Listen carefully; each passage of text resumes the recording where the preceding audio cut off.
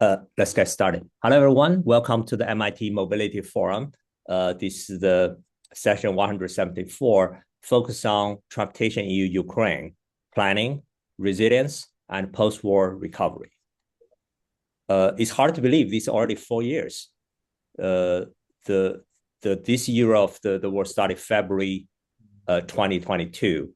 So 4 years on, the human cost is staggering. Right? But more specific to this forum, civilian infrastructure become systematically targeted: energy system, housing system, and transportation system. At MIT, we've been thinking, what can we contribute in whatever fashion we can? The Department of Urban Studies Planning has organized a planning academy with the Ukrainian Planning Association, try to offer any support, expertise. We ran this for 2 years now, with several exchanges, and two panelists, Professor Galkin and Nick Carroll, actually contribute to this type of exchange already. Thank you both for this. Right. At the MIT Mobile Initiative, we've been thinking, okay, how can we contribute? So we think this as a small effort is to bring a discussion to this topic here, right? So we're really glad to have Professor Andrii Galkin, who's a professor from Kharkiv, visiting MIT. So I invite him to be one of the speakers today. We also have Galkin, who's expert on the disaster of post-disaster recovery, resilience, to join us today. And Nick Carroll, who's a alum at MIT, working at OECD International Transportation Forum, specifically working on a project of the post-recovery, Ukraine war post-recovery transportation planning. So I'm really glad to have these three panelists join us today. But I mean, Kevin saying one thing as introduction. In transportation planning, if you talk to any planners, they often say that, things are changing so fast. We're so dynamic, changing population, COVID-19, we have technologies, travel pattern changes. But relative to what's happening in Ukraine, actually what we have is a strong stability here, right? There's a really different order of magnitude in terms of the degree of the changes and the shocks there. So I will now invite the three panelists to introduce themselves briefly. Start with the first round. Andrii, please. Hello, everyone.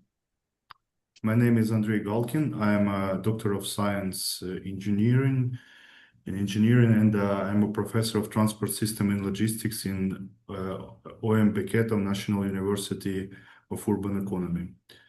Professor Zhao, thank you for this opportunity. This is a big honor for me to present Ukraine and recall this very important topic for the audience. Thank you. Wonderful. Great to have you here. Yeah. Carl? Good morning or good afternoon, good evening. I'm Carl Kim. I'm an urban planning professor at the University of Hawaii. I'm actually also an alum of MIT as well, too. Right. My area of research and teaching is in transportation and hazards. I direct a national center funded by FEMA, the National Disaster Preparedness Training Center, which develops and delivers training courses for first responders and emergency managers focused on natural hazards. And so I'll tell you a little bit more about our work on recovery. Thank you. Thank you. Nick? Hi, everyone. I'm Nick Harris, and I lead several research and capacity building projects at the International Transport Forum at the OECD in Paris, aimed at helping our Ukrainian friends and partners build back better. And as Jinhwa mentioned, I'm also a former PhD student of Jinhwa's at the MIT Mobility Lab. So it's very cool to be back here presenting my work just a few years after graduation. So thanks so much for the invitation. Wonderful. Yeah. So before I invite each panel to present more formally, I invite each of you to give us, after this 1 hour session, what would audience learn from your presentation? 1 minute each. Andrii? Yeah, so I think the main takeaway from the study that I will present right now is that in long correcting armed conflict, the transport system and civil defense system should be planned together. And it should be one system that's not evacuate the people like is like evacuation problem, but it would be protect the people during their travels. And this is like one message that I want to, the main message that I want to present. Also, there is a like standard peacetime proximity models and can be present like dual standards, like livability and survivability, providing conceptual foundation for a protective oriented development, like alternative for transit oriented development in this conflict in prolonged armed conflict. So I think there is a lot of ways to develop, but I will present it in my presentation. Thank you. Thank you. Yeah. Carl? I think we should focus on risk assessment and risk management, looking at the different hazards and threats, both human caused as well as environmental. And then we can, by having a very strong risk-based approach, I think that will support the planning and decision-making related to the recovery work. Thanks. Nick? Thanks. Yeah, what I hope you get out of my presentation is that post-conflict recovery in any context is incredibly complex, and there's just so many overlapping and conflicting interests and objectives. So really a rigorous decision-making process based on reliable, timely, and relevant data is going to be fundamental for prioritizing recovery actions. Very nice. Yeah. Then let's start with Andrea for the formal presentation.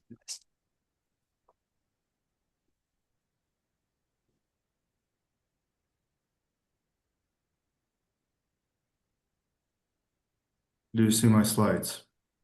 Yes. Yeah. Okay. So mobility normalization and transportation planning under protracted conflict. Want to come back to the beginning when the full-scale invasion was started, and there was big shock. I was staying at that moment in Kharkiv, and Kharkiv is very close to the border, and there was unforgettable feelings at that moment. So, but at the beginning, it was shock, and people were thinking how to protect themselves, how to protect their family, and it was starting like a general evacuation situation, and everyone goes to the shelters.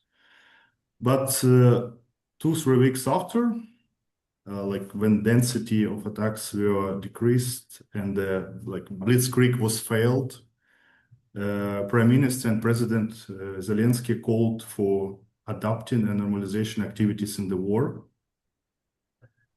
And this created distinct operating condition, adaptive continuity operation in which businesses, mobility and infrastructure remain active, but under hybrid rules, shaped by both everyday needs and emergency risk.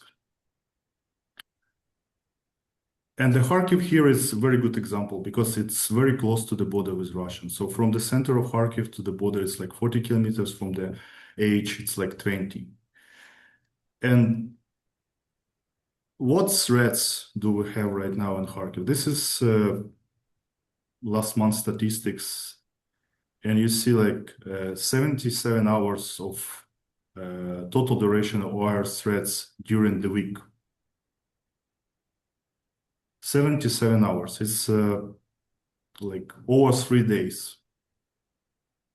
Over 3 days, people should sit in the shelters and do not like surviving, don't do any economic activities.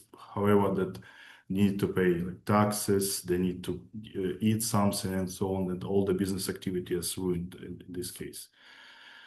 But when the Zelensky and Prime Minister called to go people to work and remain the personal activities, it start this adaptation process and normalization of war.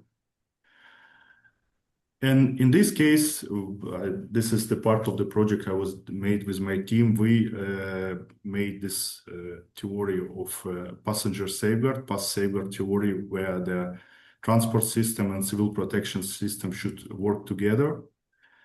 And the protection should be at any place of the passengers' mobility. In vehicle, at stops, when they move into the stops and so on. And key gaps at the concept is conventional transport and civil protection system operating seamless in protective crises, ignoring the exposure of passengers in transit, particularly in those traveling vehicles, or waiting or walking to the stops. Current evacuations model assumes that static population at home or work day and night, overlooking dynamic mobility individuals in transit who face immediate risk. And here need to more say that the civil protection system does not plan that public transport system will be operating during this type of threats. So usually it goes like you're evacuated from home or from work, but not from the transport system. So it was avoided from consideration these people. And the resilience is not only about the system recovery, but also about immediate survivability, especially in threats context like war. And this space safeguards focus, it was on the concentrated on four main elements. It's mobility integration, land use accessibility, resilience planning, and target population. Target population, so for transport focus, it's populations that in transit, but for civil protection focus, it's residents of workers. But here we have like populations that stay in transit, but it does not have any protection in that. There is also land use issues connected to the shelters location, to the proximity of the shelters, and the standards to time of to the shelters and so on. And during this study, we connect to develop this concept. We combine parameters of the transport system and civil protection system together. To civil protection, we consider the type of threats and the civil defense asset. We're also doing the modulation in PTV with Zoom, and QGIS is a home building construction. And also we considered three scenarios: pre-invention, invention, and blackouts, and made transport policy consideration in block buildings in quadrant-based classification further. This is the part of our model that we built. It was part of the sustainable mobility plan that we made previously before the war. This is transport analysis zones that we made. Transport mode that we consider, we have tram, metro free lines, and over 40 stations in Kharkiv, buses and minibuses called marshutka. Three types of shelters were considered. This is the basement shelter. This is the most simplest one. There is double purpose shelters, metro, pedestrian underpass, underground parking, and so on. And that was established in particularly in the time of conflict, is the temporary shelter stops. Yeah. And also we consider different threats. So at that moment there was not much threat, but we consider three of them. It's drones, and two types of missiles. But the main issue that the time of approaching this threats to the target, and we consider the time it's further it will be affect to the proximity and the time of evacuation from the stops to shelters. Consider three scenarios: pre-invasion, invasion, and blackouts. And coming to results. So at the beginning of war, like in pre-invasion scenario, we have only metro station like shelters, and some bridge were there, some parking, underground parking. But after the invention, it's dramatically increased, and at current moment, the coverage of all city is around 70-75%, dependent of how to calculate the results. And what we do next? So we, basing on this coverage, we overlay this coverage to the public transport system and see which stops are not included to this coverage. And you see the red bus stops that still does not have any coverage and any proximity to the shelters in 15 minutes. So this is the flag for policy to do something with that. And we arrange this classification to make more target solution for traffic analysis zones. So we classified all the zones to by the number of shelters, by density of shelters, and by the density of stops using the specific threshold. And then we find the zones where it's low shelter density or low stop density, high shelter density, high stop density, and high shelter density, low stop density, low shelter density, high stop density, respectively. Then we assigned all the zones to this quadrant and see what was dynamic between the pre-invasion, invention, and blackouts. And you see this positive dynamics between the high shelters to more protection. I also need to say that for blackout scenario, that electric transport mode of transport does not work at all. So only buses and minibuses was working, and the metro was using like a shelter as well. But the supply of transport was dramatically reduced. So some transport stops was reducing this well. And then we proposed the specific transport policy for each quadrant, and that was short policy by tactic level and the strategic level, like more than 3 months and less than 3 months. And most critical is low and low shelters and high stops level. And this is the case of this study. And also there is also big potential around the other study could be promoted on that. This is could be driver operator protocols, what to do exactly when the alarms come in, and especially it's relevant to the regional policy, because for Kharkiv, Sumy, and other cities like Chernihiv, which is bordering with Russia, with aggressor and closer to proximity to the front line, they have another threats and a different time of approach of these threats. And for example, for Vinnytsia, Lutsk, Lviv, they have different situation, probably the protocols of the drivers. Should they stop? Should they continue driving? Should they stop and the people go out?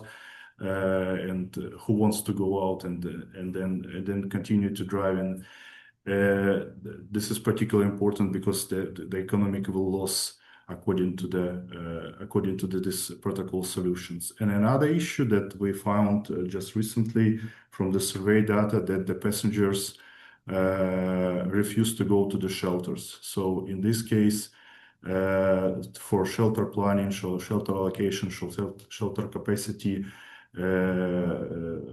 capacity findings. We need to know how many people actually wants to go and what is their social demographics and so on. What is the circumstances why they go and not to go, and to provide more better solution and more better policy to make more protect the people.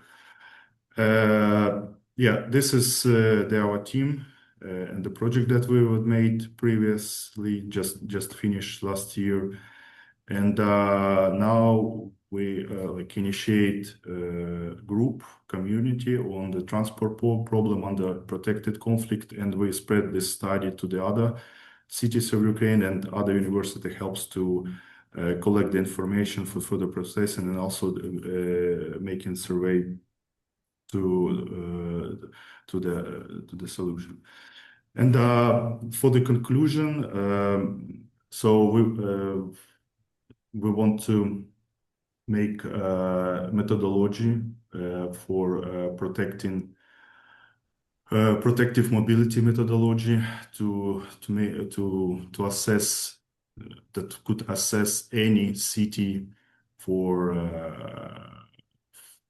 this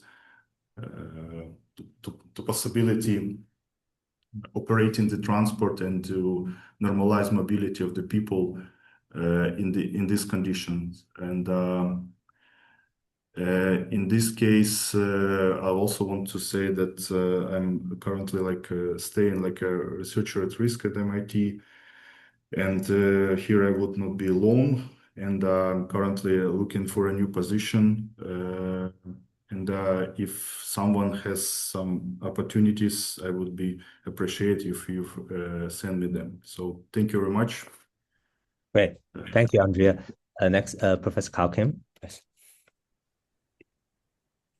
So I didn't stop yet.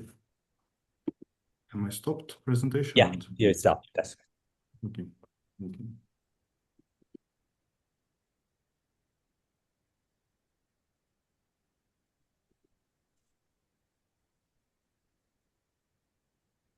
Can you see my slides okay? yeah, very well. Okay. I titled my short talk, Building Back Better After Disaster.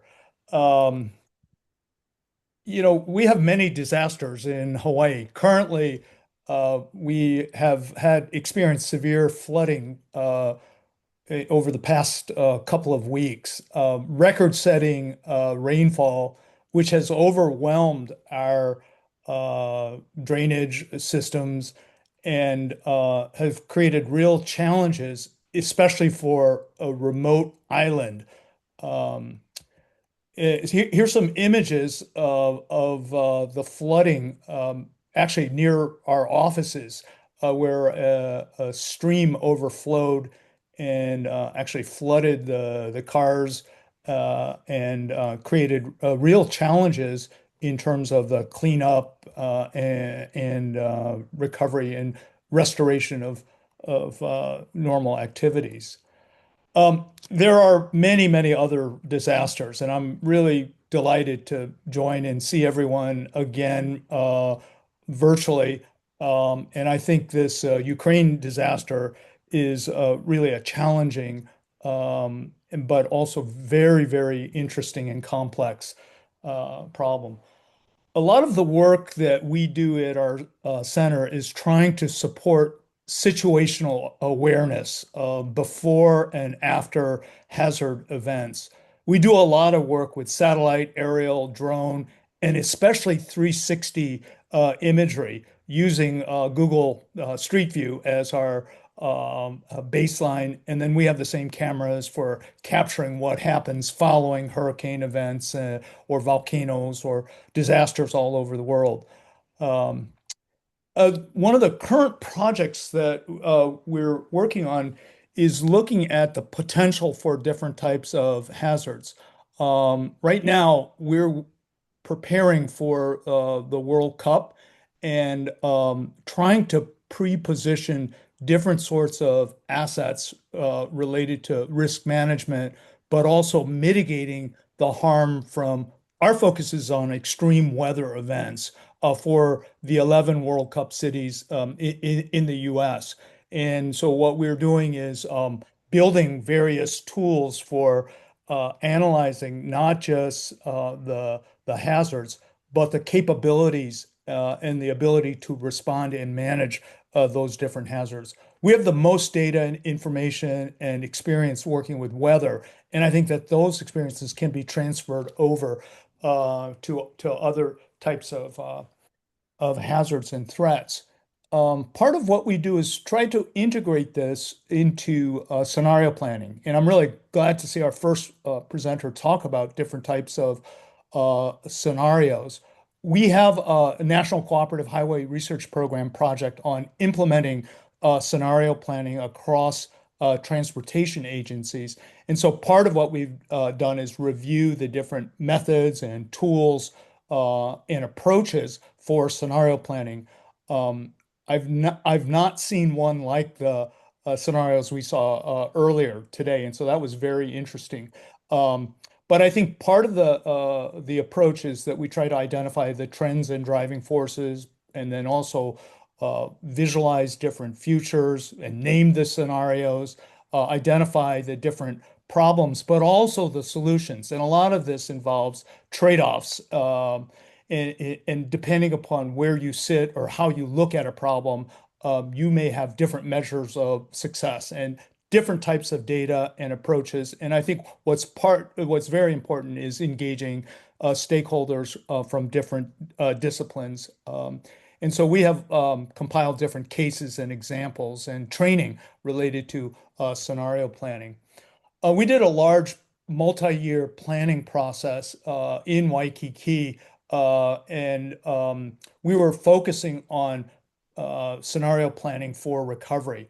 It's very interesting the differences between operations and focusing on immediate concerns such as debris versus longer term considerations related to redevelopment. In both instances, we need to have organizational charts, identification of the networks, and then some type of training and capacity building for this in order to sustain this. And part of this is trying to understand the transitions between response, mitigation, and adaptation. And I think it all begins with the building of strong relationships. I did a project some years ago with the Kettering Foundation focused on democracy and the deliberation of recovery choices. Following any disaster, there are really common trade-offs about building back faster, building back stronger, building back greener, or perhaps building back more equitably. And I think it's useful to create approaches for considering these sorts of trade-offs and then the specific actions and trade-offs associated. I think, as we've heard, it's much more complex in a conflict zone. There are many different stakeholders, and part of what we need to work on is the transition from the military to civilian, national, international, regional, local, and the big differences between urban and rural contexts. We have a lot of experience actually working on unexploded ordnance, and I think that there are some real challenges associated with identifying it, removing it, disposing of it, and different types of sensors, technologies can be incorporated into the risk management and the prioritization of safety and security. And I think it's really critical to think about who we're trying to protect, both in the short term and the long term. And I think that that's about capacity building. This is a picture of me on the island of Kaho'olawe, which was used for many, many years as a bombing target. And so the state of Hawaii has taken over the management and the cleanup of this target. I look at the shape of Kaho'olawe and it kind of reminds me of Ukraine. But with this, we've developed plans with 90% certainty that we've identified 85% of the ordnance. We've covered 68% of the surface area. 9% of the island has been cleared to 4 feet deep. They're large areas. The pink areas are uncleared areas, and they've been set aside as bird sanctuaries or natural areas. The major challenge that we're working on is how to rebuild back the roads, the water, and then also thinking about resettlement plans for this. So we have a lot of interests and assets related to recovery and some experience actually with unexploded ordnance. It's not just on Kaho'olawe, but throughout our state, there are military practice areas, there were other areas, and lots of unexploded ordnance, not just on land, but also much of it was dumped in the ocean, in the nearshore environment. And so we're working to identify the different technologies and partners. We're part of the National Domestic Preparedness Consortium that includes a number of other universities, including New Mexico Institute of Mining and Technology, which focuses on explosives. And so what we're doing is integrating the testing of different sensors and then training so that civilians and community groups can take access of and make access of this. There are many, many cleanup sites, and so much of this involves communications, coordination, and transition from military to civilian applications. And I think there's a particular role for NGOs and the private sectors with the university. So I think in looking at this, there are a set of strategic complementarities already. I mean, Ukraine is very much technologically advanced. We've already acquired some of the 360 imagery that's been captured. In the US, we have a very strong commitment to AI, space science. In Hawaii, in particular, our focus is on the Asia Pacific region. Ukraine has closer connections to the EU and the European assets. And I think we can all be connected through satellite, internet, and growing communications capabilities. And I think that there's really mutual interest in workforce development.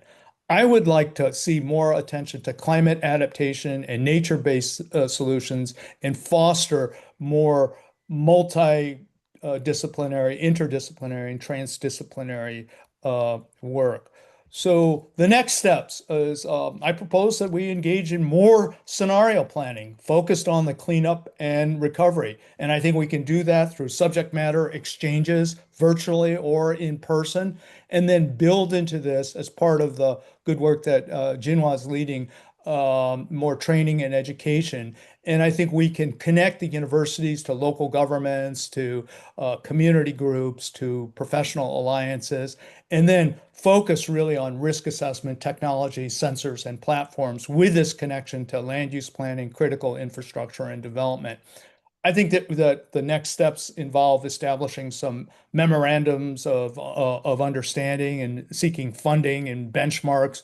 We've had some work setting up different types of improvement districts as well too. And then I think this all fits into thinking about other possible, probable, and preferred futures. So that's pretty much what I had to say, and I'm happy to take questions or. Thank you, Kyle. So Nick. All right, thank you, Jinhua. Let me just share my screen. You can see my slides? Yes. Okay, well, thanks, Jinhua. It's really a pleasure to be here, as I mentioned, presenting what's been my work and the ITF's work with our Ukrainian partners over the last 2 years. And I'll just be talking today about how to plan for post-conflict recovery in the transport sector, and more specifically, how to determine priorities when you're facing such an enormous and complex task as reforming and rebuilding basically an entire national transport system. So to start off, I just want to be clear about how complex and multifaceted Ukraine's transport sector challenges really are. So it's not just about recovering from the damage caused by the war, although that will require nearly $100 billion of investment alone. It's also about recovering from the war while also seeking to join the European Union, process that usually takes at least a decade, even at the best of times. It's about refurbishing infrastructure that has seen very little investment since Ukraine's independence. And it's about trying to do that while a significant portion of the population has either left the country, been internally displaced due to the conflict, or been drafted into military service. But perhaps the silver lining is that Ukraine has a ton of international support. So there's billions of euros of financing available, technical assistance from organizations like the ITF waiting to help Ukraine make smart policy reforms for a more efficient, sustainable, and resilient transport sector. And within the country, the Ukrainian people are really eager to seize this opportunity to make changes for the better. But this abundance of funding, of political support, and of existing infrastructure plans means that there's just so many decisions that have to be made about where to allocate resources. I checked just yesterday, and there's currently more than 1,300 transport projects and 99 transport policy reforms that have been proposed by the government. And there's another 134 actions that are needed to align with the EU transport regulations. And each of these investments and actions are expected to contribute to 18 different strategic objectives that the Transport Ministry has. So when there's this many overlapping and intersecting goals, it can be really challenging to decide which of these 1,300 projects should be implemented immediately and which can probably wait a little longer. And I mean, you can think even just for a minute about two different objectives: post-war rebuilding and European integration. In some cases, these are going to come into conflict with each other. Does funding go towards rebuilding a damaged railway bridge in the east near Kharkiv, or a new European gauge railroad between Kiev and Warsaw? And then there's always the risk of trying to do everything all at once, working on a whole bunch of individual projects that don't actually add up to a coherent strategy. Transport infrastructure fundamentally operates as a network, so it's important to consider projects simultaneously and understand their relationship to each other. So in collaboration with the Ukrainian government, we decided that a structured decision support tool was needed that could help to rank and prioritize actions for the short term, medium term, and long term. And so what we did was we developed a new multi-criteria assessment framework tailored to the specific needs of Ukraine. And actually, in fact, we developed 4 of them, one for each subsector: maritime, aviation, land freight, and land passenger transport. And so each project and policy reform in those subsectors is scored according to a set of predefined criteria. This ultimately allows you to trade off between 3 different types of considerations. So first, we have the strategic considerations, which is a way of giving more weight to the projects and policies that help achieve broad goals like European alignment. But then there's the effectiveness considerations, making sure that projects aren't just strategic in nature, but also have a significant positive impact on the performance of the transport sector.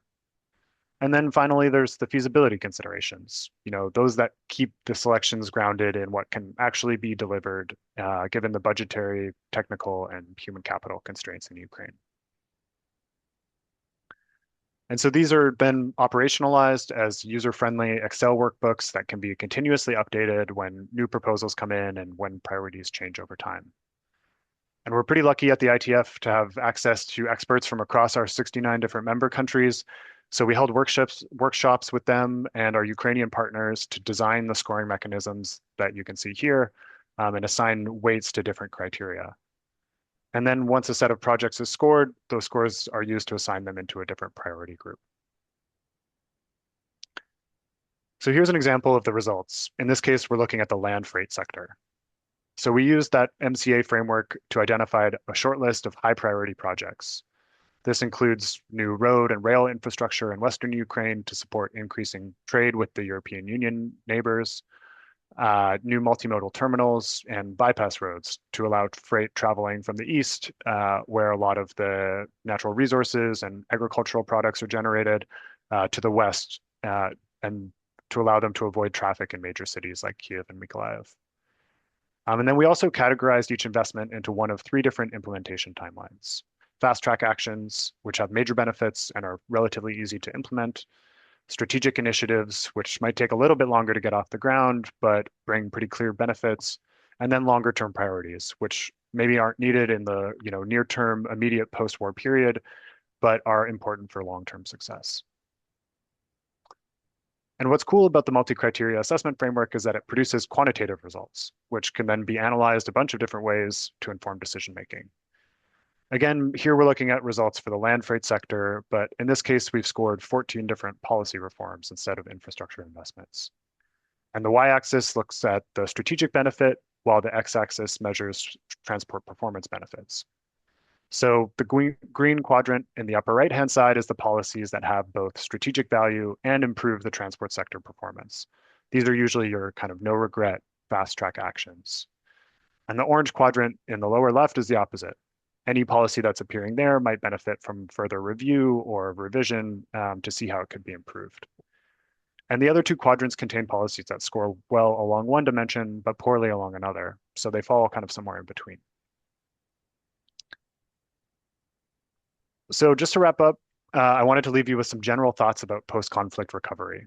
What we've learned from our research is that there can be a tendency towards just taking action, any action, just to claim that the recovery is underway. But this can lead to inefficient use of scarce resources and possibly regret later on.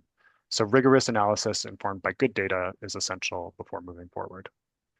And on kind of a similar note, there can be a bias towards project that somebody else is willing to pay for, even if those aren't the best projects for accomplishing national goals. But even if they don't cost the government money, those projects require public oversight, construction equipment, and labor that could just be better used somewhere else. When you're thinking about the long term, it's also important not to design the recovery around conditions that might not exist after the war. And there's lots of tools that could help with this. Things like probabilistic modeling of different scenarios, or even just strong engagement with stakeholders and experts that can help to eliminate bias and ensure that you're not investing in infrastructure that may not be needed in the future. And then lastly, within Ukraine, there are likely to be major human capital constraints within the public sector, especially. And that's been a major issue for rebuilding transport after wars in other countries. So I hope that technical assistance from organizations like the ITF will continue to be available to Ukraine for years to come. And I want to just close with some good news by introducing the Ukraine Transport Support Fund, which is a new ITF initiative that I'm personally very proud of. We now have a dedicated mechanism for governments to channel funding to Ukraine's most urgent transport needs, things like rapid response vehicles for railway repairs after an attack, or accessibility upgrades for bus terminals. And we've spent nearly 3 years working on this concept, and it was officially launched by a number of our member countries just 2 months ago. And so we'll be announcing the initial donations to the fund and the projects that are selected very soon. So thank you all for listening. Looking forward to the Q&A, and do feel free to reach out to me at any time. Wonderful. Thank you so much, Nick. I still try to adjust my mental framework to really appreciate what's the drastic situation there, right? For the many audience in the living in the PC era, when we talk about planning, we say, for example, talk about accessibility. We often talk about access to jobs, right? Access to hospital. But here we're talking about access to shelter, right? We see subway both as transportation system also as a human protection system, right? It will take a while to absorb this. I prepared many questions, but I feel like maybe instead of I ask question, I'd like to hear the panelists. What do you learn from the other people's presentation? What's your observation? And I'll question to each other. They're probably a more useful use of the time. I just want to add one thought, though, is even in, like, say, Boston, there's a huge gap between a planning scholarship versus the real world application. Yes. But during the wartime or during the post-disaster time, this long-paced translation will be irrelevant. Right? So how do we really engage with the practice more quickly? If any of you have thought, it would be great. Yeah. But I'd like to first of all see each of your comments and thought on this. Maybe Carl, start from you, then Andrea, and then Nick. Right. Wow, those were both really good presentations from Nick and Andre. One of the things that I was thinking about with Andre's approach is, are there longer term benefits associated with the mitigation strategies that are being proposed?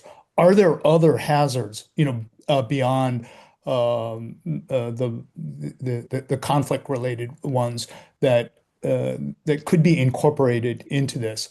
And this relates, I think, to Nick's comments about how do we manage complexity and thinking about multiple hazards at the same time too. I mean, and that's one of the problems I think we have is we tend to be very narrowly focused and almost fail to see the other types of hazards and threats that are ongoing.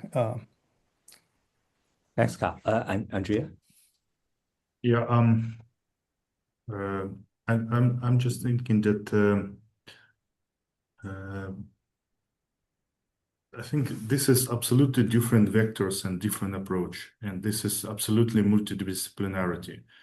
So, and I think this today we present this problem from this different perspective on different stages, and I think the Carl approach about the recovery and this experience about the Hawaii, it's I think it's amazing, and it could be easily implemented in some cases in Ukraine, so where it would be absolutely fit.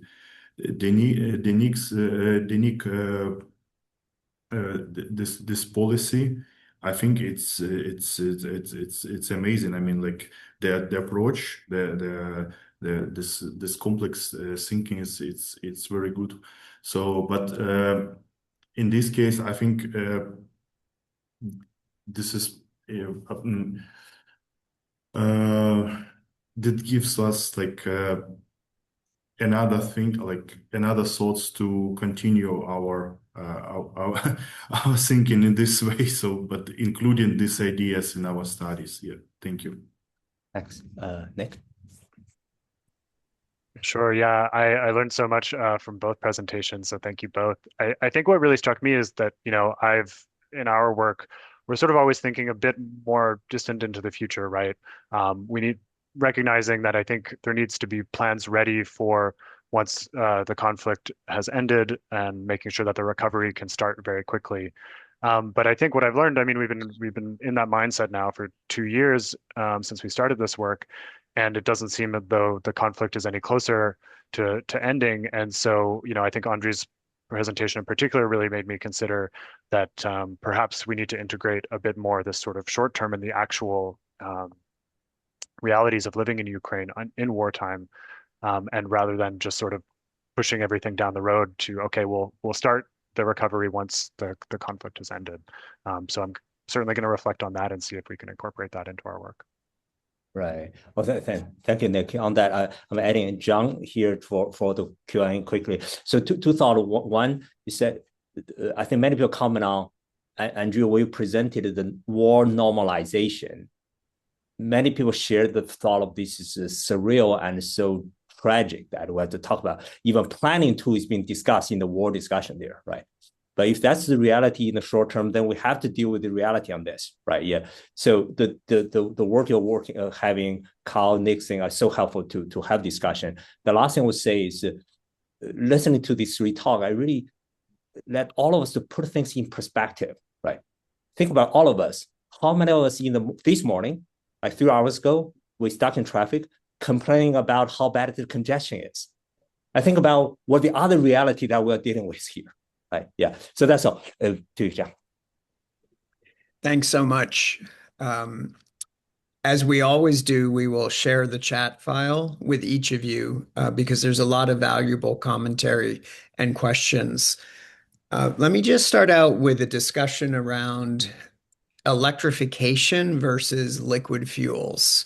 And Nick, I know you jumped in here with some really sort of interesting insights on this, but the gist of the question was posed by Richard Ajagu when he said, when you consider all of our work toward electrification of transportation in urban areas, what are the contingencies if there's a large scale disruption to the power grid? And so I guess I just wanted I think this is a really important question. And Nick, if you could share your response, but first to you, Andrii, how do you think about that sort of balance between electric transportation and liquid fuels, and what, if any, lessons learned have emerged from this terrible conflict that could be shared with other nations? Yeah, so I can share my experience from first day of the first cultivation. So first did what I did at that day. I went to the petrol station and get my full tank, and also make a also additional one for 20 liters for my for my trunk. So, and this is first thing what I did, because in a week, even in 3 days, there was not petrol at all. So all logistics was stopped. And it was stopped, I think, for a month. The people could not escape. They want to escape, but they could not because there was not fuel to escape. And in this case, the surplus has the people who has electric vehicles, because the electricity was on at that moment, and they could easily travel or be more mobile than the people with who have a fuel car with liquids. But after the blackouts, when the blackouts started, then electric vehicles become a problem, because in this case, to fuel to charge your car, you need to run the diesel generator or petrol generator, or you need to have a second car, which is also being being a problem in some case. But the biggest problem for electrification, when there is a blackouts, the other electric means of transport modes does not work. Metro does not work, trolley bus does not work, tram does not work, and all the workload put in the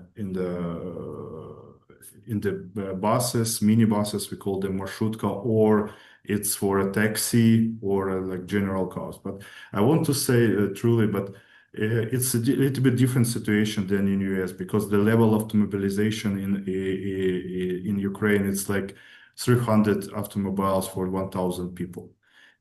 So it's like 30%, something like that right now. And the people use the public transport in most of the cases. It's come from the Soviet Union, because in Soviet Union the car was luxury, so that even you cannot find the people driving women over 50. So it's a problem. So, and the people are using mostly public transport, but it does not work.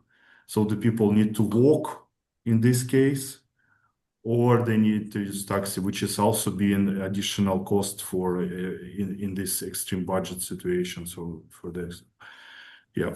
So yeah, for me, this is it. Yeah. Did you want to add anything, Nick? Sure. Yeah. Well, I would just say we've focused a little bit more on long distance transport in our work. But I completely agree with Andrii. My response to that comment was that the rail network in Ukraine for intercity travel is about 50% electrified. But more recently, because of the blackouts, you've seen diesel trains running on electrified tracks because they provide more reliability. And ultimately, I think electrification has a lot of benefits, but it relies on grid stability, and not just in wartime, but also to other impacts, right? Could be climate impacts and things like that. But I would actually differentiate between electric rail, which requires sort of constant power from the grid, and electric buses, for example, that have onboard batteries that don't necessarily need to be connected at all times. And in some cases, they're actually a good complement for each other, because trains draw power mostly during peak hours when people are traveling, whereas other vehicles that need to charge will typically do that outside of peak hours. So the reliance on the grid kind of takes place at different times. And then the last thing I'll say is just that we're seeing that liquid fuels aren't exactly all that resilient either these days, that there are a lot of circumstances, especially now, where it can be difficult to get your hands on fuel. So, it's at the end of the day, it's all a bit of a trade-off. Super. So it seems like there's this just fundamental trade-off between resilience. That's the objective we're trying to achieve here, is to design a transportation system that is inherently resilient to severe disruptions. We've thought a lot about, weather events and, labor strikes and all things like that. And now, we're thinking about the most severe of all disruptions, warfare. So we have the trade-off between resilience on the one hand and then redundancy on the other hand, which is a means to counter resilience. And I guess, redundancy comes with cost. And so I wonder, and Carl, I know you've thought about this as well. Do you have sort of, how do people think about that trade-off between resilience and the cost of redundancy, as we move forward in our ever dynamic world?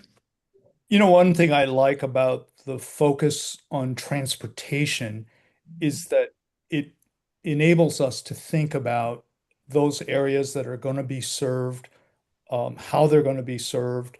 And in some ways, it narrows the scope of the problem by looking at transportation networks and ridership levels or volumes and so forth, right? So I think that helps in some ways in terms of prioritizing. But at the same time, we tend to leave people out because of that. There are underserved populations. There's a big difference between urban and rural areas. I also think another thing that we should be prioritizing is the harm from the unexploded ordnance, and then coming up with strategies for ensuring that rural areas, from our previous work that we've done in places like Cambodia, where there had to be massive cleanup, we know that it's young people, children, rural areas, farmers, others that are at much higher risk of harm because there aren't the kind of resources or assets that are there in the urbanized areas. And I think it's really different if you're talking about a large scale city, multinational supported development project in an urban area versus where the people are getting impacted and harmed. I also think that there's some longer term considerations about the contamination of agricultural areas and the natural environment that setting up the cleanup can also prevent the long-term exposure to these contaminants in the environment. Andrei, did you have thoughts as well on this kind of resilience versus redundancy issue? Um, so from the moment when the war was started, I started thinking how to apply double purpose technology. Let's say how the like general common sense can help in case of emergency. So how can I use it? So now I just when I come into the streets and I see where is the closest shelter, so when I can hide when something has happened. So. But I think the like my answer for this question is need to develop double purpose technologies in this case. So we need to use the infrastructure as much as possible in case that probably that in some cases it can be used differently. So should be planned in this way. Yeah. Great. It's 1 o'clock, so sorry to cut off. So I'm really grateful to the panelists to share with us your experience. I'm also thankful for the audience to actually show up in today's session there. Please, all of us, to whatever part that we can to contribute and to serve and help. Please join me thank Andrea, Carl, and Nick again for the presentation today. Thank you so much. Thank you.